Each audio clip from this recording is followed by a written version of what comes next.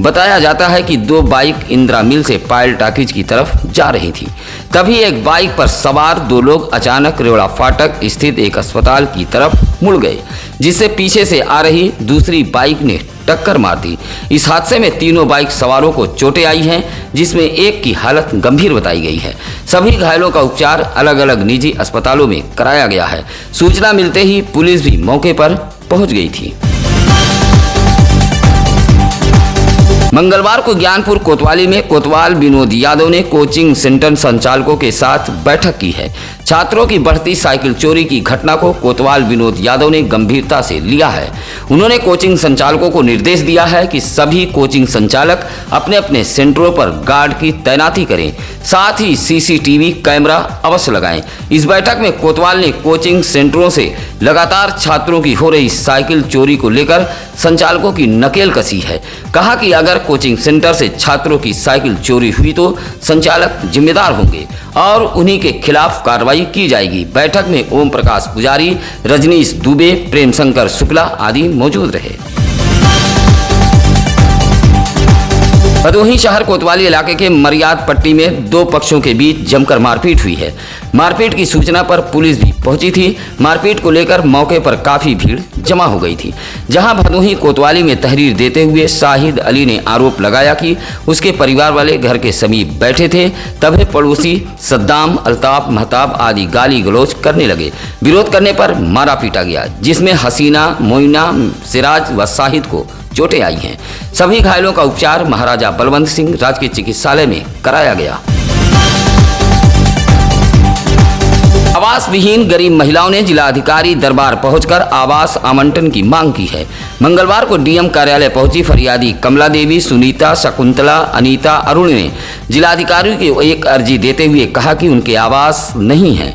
बरसात के मौसम में पन्नी डालकर अपने परिजनों के साथ गुजर बसर करने को मजबूर हैं, जिससे जिंदगी हमेशा संकट में बनी रहती है। प्रार्थना पत्र देते हुए फरियादियों ने आवास दिए जाने की मांग की है। भदोही शहर के नई बाजार नगर पंचायत इलाके के वार्ड नंबर 7 अब्बास नगर के रहवासियों ने सार्वजनिक कुएं को पाटकर उसके भूमि पर कब्जा किए जाने का आरोप लगाया है। मंगलवार को ब्रजेश जायसवाल, राजेश, मुनीर अहमद, विनोद कुमार सहित आधा दर्जन मोहल्ले वासियों ने जिले के आला अफसरों को एक शिकायती पत्र सौंपते हुए आरोप लगाया है कि पड़ोस के ही शिव कुमार नामक व्यक्ति कुएं की भूमि पर जबरदस्ती अवैध तरीके से निर्माण करा रहा है।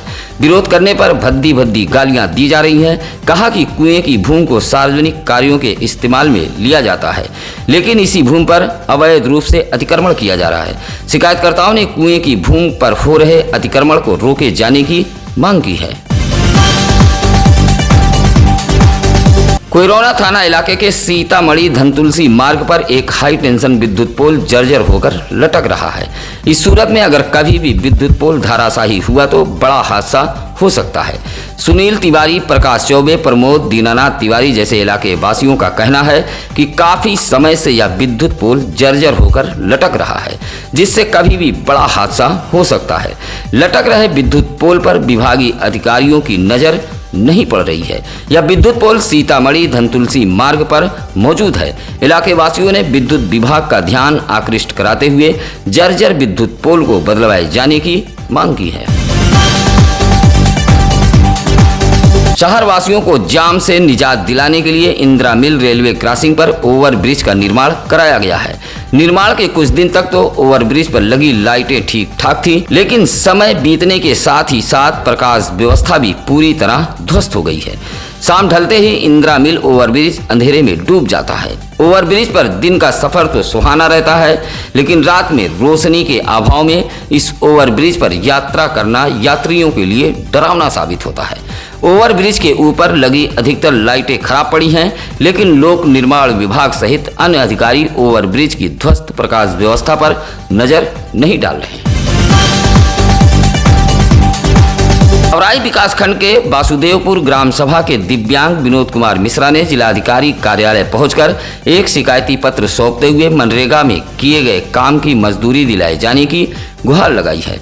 शिकायती पत्र देते हुए कहा कि वह और उसकी पत्नी कोमल मिश्रा दोनों दिव्यांग हैं और 90 दिन पति पत्नी ने मनरेगा में मजदूरी की थी। कहा कि 58 दिन की मजदूरी दे दी गई, लेकिन 32 दिन की मजदूरी अभी तक नहीं मिली है।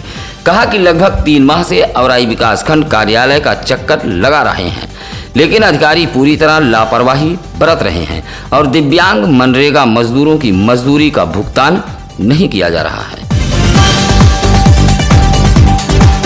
चौरी इलाके के टीकापुर निवासी वरिष्ठ अधिवक्ता राम प्रसाद त्रिपाठी का निधन हो गया। निधन की खबर मिलते ही भदोही जिले के अधिवक्ताओं सहित चौरी इलाके में शोक की लहर दौड़ गई। राम प्रसाद त्रिपाठी ने 1965 से ज्ञानपुर में वकालत की शुरुआत की थी। उनके बड़े पुत्र Devendra Tripathi high court, Manvendra Tripathi supreme court व अशोक त्रिपाठी सिविल कोर्ट ज्ञानपुर में वकालत करते हैं। वरिष्ठ अधिवक्ता राम प्रसाद त्रिपाठी के निधन पर भदोही जिले के विभिन्न राजनीतिक सामाजिक संगठनों ने शोक व्यक्त किया है। ज्ञानपुर के कंसापुर स्थित समाजवादी पार्टी के कार्यालय पर मंगलवार को समाजवादी पुरोधा डॉक्टर राम मनोहर लोहिया की पुण्यतिथि मनाई गई और उनके आदर्शों पर चलने का संकल्प लिया गया। इस दौरान पार्टी के निवर्तमान जिलाध्यक्ष विकास यादव, जिला उपाध्यक्ष हसनैन अंसारी, जिला महासचिव हृदय नारायण प्रजापति व बिंदु सरोज ने डॉक्टर लोहिया को श्रद्धांजलि देते हुए उनके चित्र पर पुष्प व माल्यार्पण किया है। इस दौरान डॉक्टर राम मनोहर लोहिया के जीवनी पर प्रकाश डालते हुए 2022 में अखिलेश के नेतृत्व में समाजवादी विचारधारा की सरकार लाने का संकल्प लिया गया। इस दौरान वक्ताओं ने कहा कि डॉक्टर लोहिया सामाजिक आर्थिक ऊंच नीच के प्रबल विरोधी थे। वह समाज के गरीब पिछड़ों के प्रबल पक्षधर थे। इस मौके पर डॉक्टर घनश्याम दास गुप्ता, शोभनाथ यादव, यशवंत सिंह आदि सपा कार्यकर्ता मौजूद रहे। औराई विकासखंड के ग्राम सभा झौवा के ग्राम प्रधान धीरज तिवारी ने एसडीएम औराई को एक पत्र देते हुए गांव के कुछ लोगों पर सार्वजनिक रास्ते पर अतिक्रमण करने का आरोप लगाया है। शिकायती पत्र में ग्राम प्रधान ने कहा कि ग्राम सभा के कुछ दबंग व्यक्तियों द्वारा लोक निर्माण विभाग की सड़क पर मकान का निर्माण कराकर कब्जा किया जा रहा है, जबकि उक्त मार्ग के बगल से ग्राम सभा की जल निकासी के लिए नाला का निर्माण होना है, लेकिन दबंग अतिक्रमणकारी बाधा उत्पन्न कर रहे हैं। एसडीएम को पत्र सौंपकर ग्राम प्रधान ने अतिक्रमणकारियों के खिलाफ कार्रवाई की मांग की है। मानदेय भुगतान कराने की मांग को लेकर मंगलवार को ज्ञानपुर स्थित जिला मुख्यालय पहुंचे आत्मा कार्मिक वेलफेयर एसोसिएशन के लोगों ने विरोध प्रदर्शन किया। धन के अभाव में हो रही समस्याओं से कार्मिकों ने रूबरू कराया। मुख्यमंत्री को संबोधित पत्रक डीएम को सौंपा है। इस दौरान एसोसिएशन के पदाधिकारियों ने कहा कि कृषि विभाग में आत्मा योजना के तहत कार्यरत कर्मचारियों को 7 से 1 वर्ष का मानदेय बकाया है। विभाग में खंड तकनीकी, सहायक तकनीकी, कंप्यूटर प्रोग्रामर का काम करने वाले हम कर्मियों को मानदेय नहीं मिल रहा है। धन के अभाव में घर का खर्च चलाना मुश्किल हो गया है। इस मौके पर विष्णु सेवक, संजय वर्मा, धर्मेंद्र कुमार, विनोद आदि मौजूद रहे। खबर भदोही विकास खंड के ग्राम सभा खिमहीपुर से है, जहां मंगलवार की सुबह एक मड़हा गिरने से एक परिवार बाल बाल बच गया। इस संबंध में बताया जाता है कि स्वर्गीय रामधनी प्रजापति की पत्नी इसरावती देवी अपने पुत्र आनंद प्रजापति, बहू रेखा व उसके बच्चों के साथ मड़हे में रहती है। मंगलवार की सुबह अचानक मड़हे की एक तरफ की दीवार झुकने लगी। परिजन जब तक कुछ समझ पाते तब तक दीवार धराशायी हो गई। किसी तरह लोगों ने बाहर भागकर अपनी जान बचाई। देखते ही देखते पूरा मड़हा धराशायी हो गया। आनंद प्रजापति के मुताबिक मलबे में दबकर गृहस्थी का सामान व राशन नष्ट हो गया। कहा कि कई बार पीएम आवास की गुहार लगाई गई, लेकिन इस योजना का लाभ नहीं मिल सका। डीग विकासखंड के केवटाही की उर्मिला प्रतापी देवी व उषा देवी ने डीएम को एक पत्र सौंपते हुए आवास आवंटन की मांग की है। कहा कि उनके पास रहने के लिए एक भी धुर जमीन नहीं है तथा वह सभी अनुसूचित जाति के निहायत गरीब मजदूर व्यक्ति हैं। ऐसे में उन्हें आवास आवंटन किया जाए।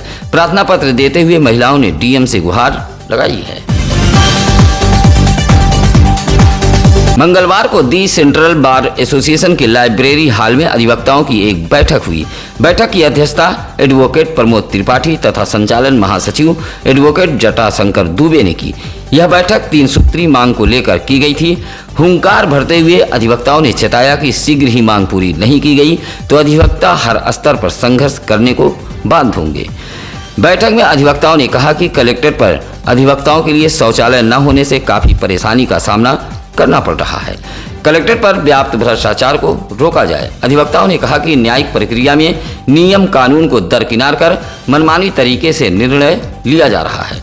इस मौके पर आधा दर्जन की संख्या में अधिवक्तागण मौजूद रहे।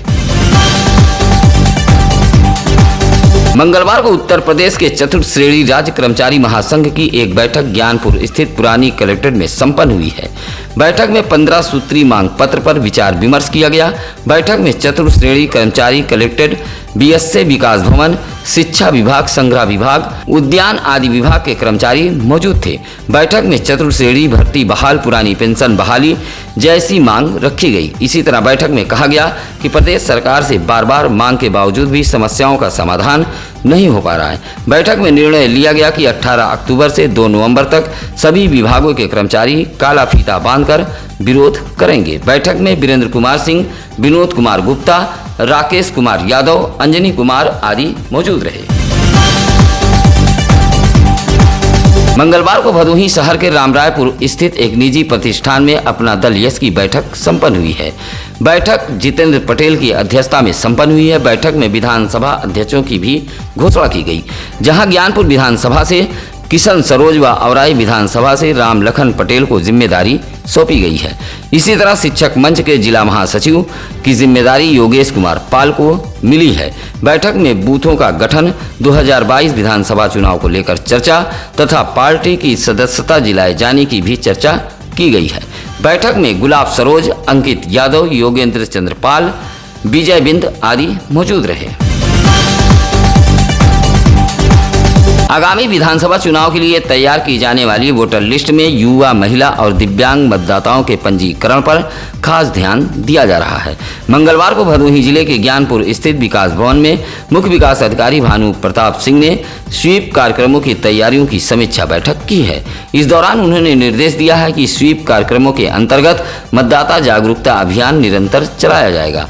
कहा कि 1 जनवरी को 18 वर्ष आयु पूर्ण करने वाले युवाओं को मतदाता सूची में नाम जुड़वाने के लिए प्रेरित करें। साथ ही उन्होंने कहा कि महिलाओं, युवाओं व दिव्यांगों को जागरूक कर मतदाता सूची में नाम जोड़ने के लिए प्रेरित करें। अभियान के लिए मीडिया कर्मियों से भी सहयोग मांगा गया है। बैठक में जिला पंचायत राज अधिकारी बालेश्वर दत्त द्विवेदी, जिला सूचना अधिकारी प्रवीण मालवी मौजूद रहे। दुर्गा पूजा, दशहरा व अराफात को लेकर सकुशल संपन्न कराने के लिए पुलिस अधीक्षक के निर्देश पर गोपीगंज प्रभारी निरीक्षक अभिनव कुमार वर्मा नगर के अलग अलग स्थानों पर पैदल मार्च कर लोगों को सुरक्षा का एहसास कराया है। कहा कि संक्रमण की स्थिति को देखते हुए शासन की गाइडलाइन के अनुसार इन त्योहारों को संपन्न कराया जाएगा। किसी भी व्यक्ति की ओर से माहौल खराब करने की कोशिश की गई तो पुलिस उसे सख्ती से पेश आएगी। दलबल के साथ पैदल मार्च राष्ट्रीय राजमार्ग से सदर मुहाल, अंजनी मुहाल, खरट्टी मुहाल, काली देवी, मिर्जापुर, त्रिमुहानी होते हुए पुनः थाने पर पहुंच गई। इस दौरान थाने की पुलिस के साथ पीएसी बल भी मौजूद रही। मंगलवार को सूचना अधिकार दिवस पर अभियान सेवा समिति द्वारा सामुदायिक स्वास्थ्य केंद्र गोपीगंज में एक कार्यक्रम का आयोजन किया गया था। कार्यक्रम के दौरान भाजपा के बिंदेश गुप्ता ने अस्पताल में विचरण कर रहे दलालों के खिलाफ शिकायत की, जिस पर सीएमओ ने कड़ा रुख अपनाया है। साथ ही उन्होंने कहा कि कोई भी डॉक्टर सरकारी अस्पतालों में प्राइवेट प्रैक्टिस करते पाया गया तो उसके खिलाफ कड़ी कार्रवाई की जाएगी। कार्यक्रम में सीएमओ के अलावा सहायक आयुक्त वाणिज्यकर संजय सिंह, जिला युवा कल्याण अधिकारी दिनेश त्रिपाठी मौजूद रहे। सेवा समिति द्वारा इन अधिकारियों को माल्यार्पण करते हुए विशिष्ट चिन्ह देकर सम्मानित किया गया। इस दौरान सीएमओ डॉक्टर संतोष कुमार चक ने सीएससी में भर्ती मरीजों का हालचाल जानते हुए उनके बीच फल का वितरण किया है। सत्यम न्यूज वेब टीवी की खबर अगर अच्छी लगे तो लाइक, कमेंट व शेयर जरूर करें। भदोही जिले में खबरें कहीं भी हो, शहर, गांव, गली, मोहल्ले, आप हमें तुरंत बताएं। हमारी टीम मौके पर पहुंचकर उस खबर को डंके की चोट पर दिखाएगी। हम खबरें निष्पक्ष, निडर व बेखौफ होकर दिखाते हैं। यही वजह है कि सत्यम न्यूज़ वेब टीवी ने काफी कम समय में आपके बीच स्थान बनाया। आपके आशीर्वाद व दुआओं ने जो बुलंदियां बख्शी, उसके लिए हम आपका बहुत बहुत आभार जताते हैं। इसी के साथ अब हमें दीजिए इजाजत। नमस्कार, आदाब। ताज़ा खबरों के लिए सत्यम न्यूज़ को सब्सक्राइब करें